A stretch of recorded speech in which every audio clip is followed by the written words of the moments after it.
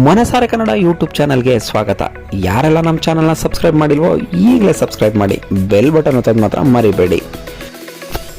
ಮದ್ದೂರು ವಡೆ ಹೆಸರು ಕೇಳ್ತಿದ್ದಂಗೆ ಬಾಯಲ್ಲಿ ನೀರು ಬರುತ್ತೆ. ಮದ್ದೂರು ವಡೆ ಯಾರು ತಾನೇ ತಿಂದಿಲ್ಲ ಹೇಳಿ?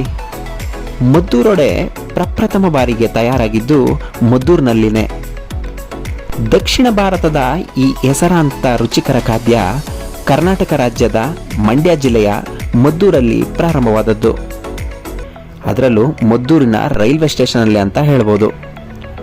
ಈ ಖಾದ್ಯಕ್ಕೆ ಮದ್ದೂರು ವಡೆ ಎಂಬ ಹೆಸರು ಬರೋದಕ್ಕೆ ಒಂದು ಸಣ್ಣ ಕಥೆನೇ ಇದೆ.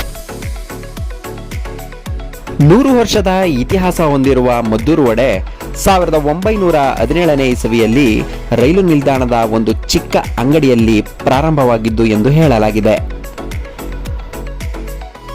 ಪ್ರತಿನಿತ್ಯ ರೈಲು ಸಂಚಾರ ಇರುವ ಮೈಸೂರು, ಮಂಡ್ಯ ಮುಖಾಂತರ ಹಾದು ಹೋಗಬೇಕಾದ್ರೆ ಮದ್ದೂರಲ್ಲಿ ರೈಲು ಸ್ವಲ್ಪ ಸಮಯ ನಿಲುಗಡೆಯಾಗ್ತಾ ಇತ್ತು.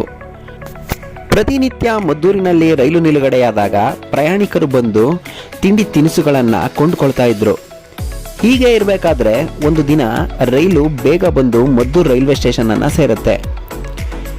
ರೈಲು ಅರ್ಧ ಗಂಟೆ ಮುಂಚಿತವಾಗಿ ಬಂದ ಕಾರಣ ಅಂಗಡಿಯವರು ಪಕೋಡವನ್ನ ಬೇಗ ಬೇಯಿಸುವ ಉದ್ದೇಶದಿಂದ ವಡೆಯ ಆಕಾರವಾಗಿ ತಟ್ಟಿ ಬೇಯಿಸುತ್ತಾರೆ.